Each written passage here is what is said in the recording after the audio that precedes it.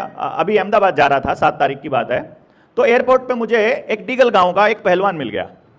उसने दूर से मुझे देखा यहीं चंडीगढ़ वाले पे, और आकर के मुझे बोला, आप देवेंद्र बल्हारा हो? मैंने कहा हाँ भाई। भाई साहब राम राम। राम राम भाई। डॉक्टर साहब एक बात करनी थी, एक सवाल पूछना था।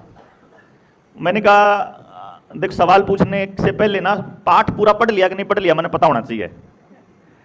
भाई आप पाठ पढ़े बिना सवाल पूछ लोगे, मान लो आपको मेरी पूरा विचार नहीं पता और आप मेरे से सवाल पूछ लोगे, क्या पता मैंने अपने विचार में उसका जवाब दे रखा हो। बोला ना जी ना। मैंने कहा चल फिर बता दे। बोला बैठ जाऊं? बैठ जा भाई। इधर एक कुर्सी छोड़ के पत्नी मेरी बैठी थी, मैं बैठा था। तो वो मुझे बोला कि आप ना सरकार की बहुत आलोचना करते हो। मैं सुनता रहा। मैंने कहा आगे बोलो, सवाल पे आओ पहले तो।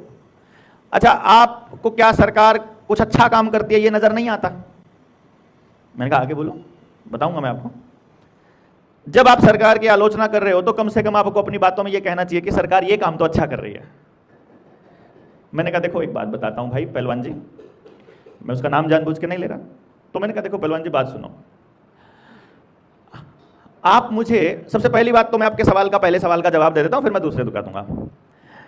रेडियो, अखबार, टेलीविजन, बस के पीछे लिखा पोस्टर, शहरों में लगे होर्डिंग, वो जो इलेक्ट्रॉनिक वाले टीवी की स्क्रीन आई हुई है उन पे, एफएम के ऊपर, और मतलब पता नहीं कहां कहां अखबारों में, सब जगह सरकार अपनी योजनाओं का इश्तिहार देती है।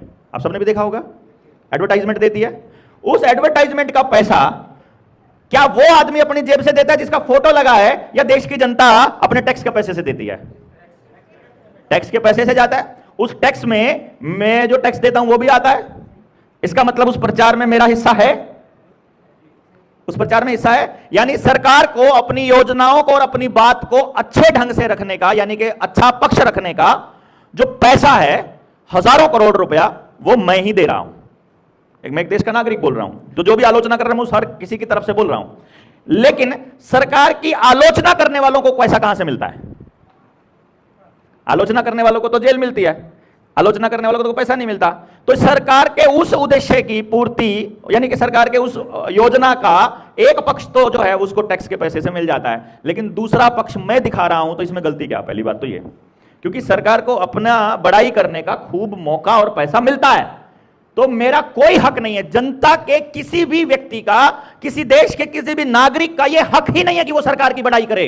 इवन उसका भी नहीं जो उसका वोटर है या उसका सपोर्टर है, उसका भी हक एक ही बनता है कि कमी क्या है वो बताए, क्योंकि वहां पे जो उसको बिठाया गया है वो कमियां दूर करने के लिए बिठाया गया है, बड़ाइयां गाने के लिए नहीं बिठाया गया। बात मानते होगे ना?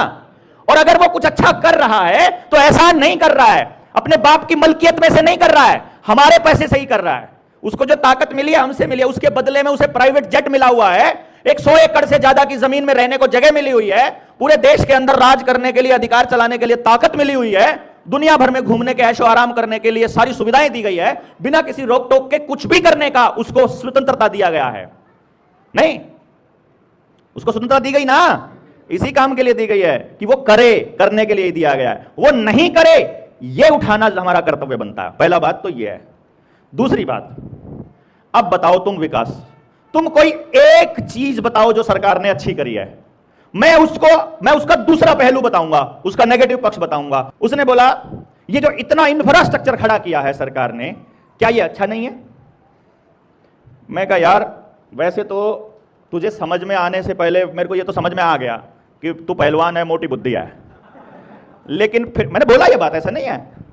मैंने कहा मुझे लग रहा है कि मैं यहाँ एयरपोर्ट पे जोर से चिल्लाना पड़ेगा मुझे, क्योंकि तुम बहस करने के पूरे मूड में हो, बट फिर भी मैं तुम्हें एक छोटी सी बात बताऊं।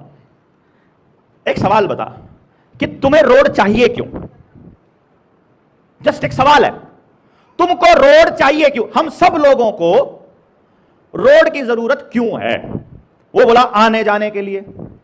मैंने कहा कहां आने जाने के लिए और क्यों आने जाने के लिए? दो सवाल हैं, कहां आना जाना है और क्यों आना जाना है। अगर देश की व्यवस्था ठीक चल रही होती तो क्या आप लोगों को, कोई असम से आया है, कोई यूपी से आया है, कोई बंगाल से आया है, कोई एमपी से आया है, कोई पंजाब के उस सिरे से आया है, कोई हरियाणा के उस सिरे से आया है, अगर व्यवस्था ठीक चल रही होती तो क्या आपको अपने वहां से यहां आने की आवश्यकता पड़ती? नहीं पड़ती। यानी यहां हम आए हैं, वेस्टेज है।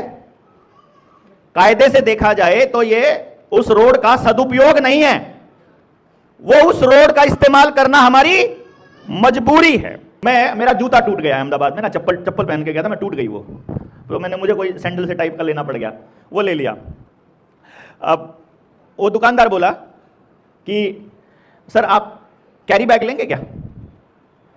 मैंने कहा कैरी बैग का एक्स्ट्रा पैसा है क्या? क्योंकि जिस हिसाब से तुम पूछ रहे हो इसका मतलब है कि वो थैले का एक्स्ट्रा पैसा लेगे तुम लोग। बोले हाँ सर वो एक्स्ट्रा पैसा है। मैंने कहा कितना? बोले 10 रुपया, 8 रुपया। मैंने कहा अच्छा एक बात बताओ, तुम ये 8 रुपया इसकी कीमत में नहीं जोड़ सकते थे क्या? या तुम्हें क्या 8 रुपये इसकी कीमत में बचत नहीं हुई है? बोला नहीं सर, ये कंपनी ने पॉलिसी बचाई है पेपरलेस करने के लिए कि कम प्रदूषण हो। मैंने कहा क्या बकवास करते हो यार, तुम्हारी इस शोरूम के अंदर जितना प्लास्टिक इस्तेमाल हो रहा है, जितनी तुम बिजली फूक रहे हो सुबह से लेकर रात तक, जो तुम ये एसी 24 घंटे सेंट्रलाइज्ड एसी चल रहा है, जो तुम ये कंप्यूटर यूज कर रहे हो, जो ये मोबाइल यूज कर रहे हो, जो डिजिटल सिस्टम यूज कर रहे हो, इसको बनाने में बिल्कुल प्रदूषण नहीं होता है क्या? मतलब क्या मूर्खतापूर्ण व्यवहार कर रहे हो यार तुम तो। ये जो बैग है ना, ये हाथ से नहीं बनाया हुआ, ये मशीन से बनाया हुआ बैग है। मशीन से कोई चीज बनती है तो प्रदूषण ज्यादा होता है। तो बोलता है सर वो हमें नहीं पता, मतलब वो हाथ पल्ला झाड़ लेते हैं ना, जैसे हम तो जी नौकरी करते हैं और क्या।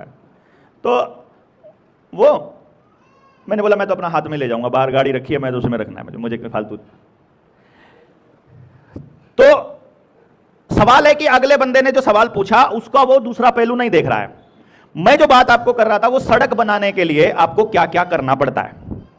सड़क बनाने के लिए आपको पहले पहाड़ काटने पड़ते हैं, क्योंकि जो उसमें बजरी, कोलतार, उसमें जो जितना पत्थर और क्या क्या लगता है, सारा सामान जो रोड बनाने में लगता है वो सारा कहां से आता है?